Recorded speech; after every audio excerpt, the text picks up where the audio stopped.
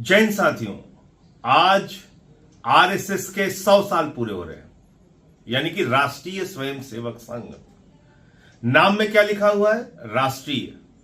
जब आप इसको पढ़ते हैं कि राष्ट्रीय स्वयंसेवक संघ है तो ऐसा लगता है कि पूरे राष्ट्र का प्रतिनिधित्व है इसमें।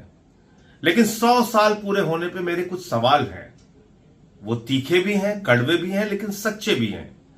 100 वर्षों में इस देश की 85% लोगों की हिस्सेदारी आरएसएस में क्यों नहीं हुई?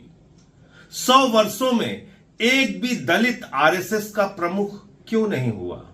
एक भी आदिवासी आरएसएस का प्रमुख क्यों नहीं हुआ?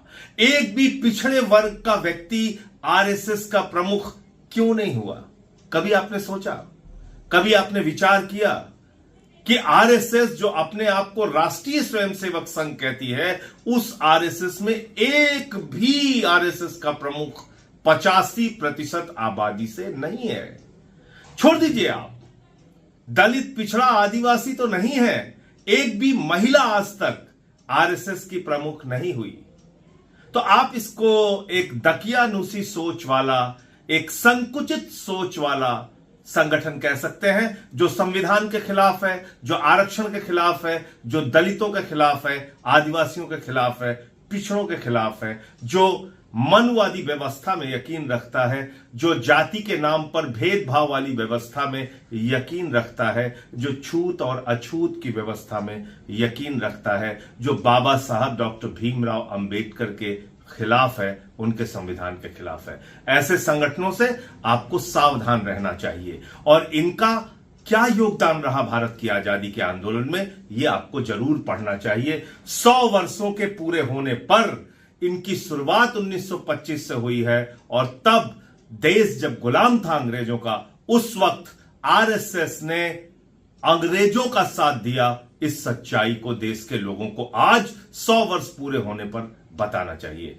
यह बताना चाहिए कि जब द्वितीय विश्व युद्ध हुआ तो अंग्रेजों की सेना में भर्ती करने के लिए आरएसएस के लोग हिंदुस्तानियों को प्रेरित कर रहे थे और कह रहे थे, अंग्रेजों की सेना में भर्ती हो जाओ, अंग्रेजों का साथ दो।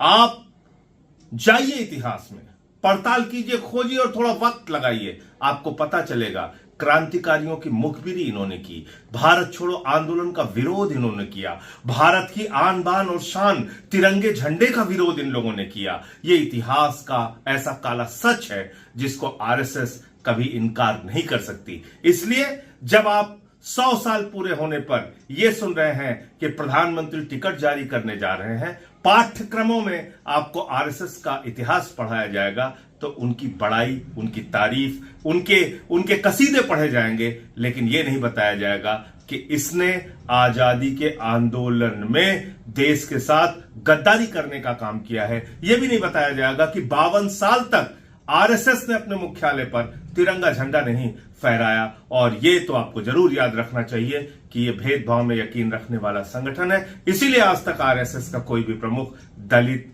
पिछड़ा, आदिवासी या महिला भी नहीं हुआ। जय हिंद।